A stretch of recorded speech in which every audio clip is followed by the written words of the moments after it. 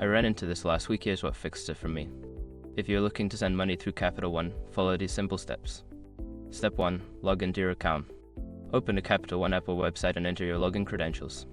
Make sure you're using the correct username and password to avoid any access issues.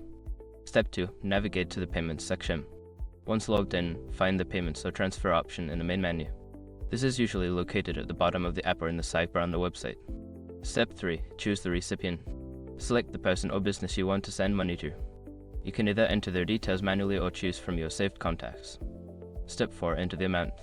Before filing a refund or dispute, use the sroc.com link in the description to open the refund dispute deadline calculator and confirm your deadline.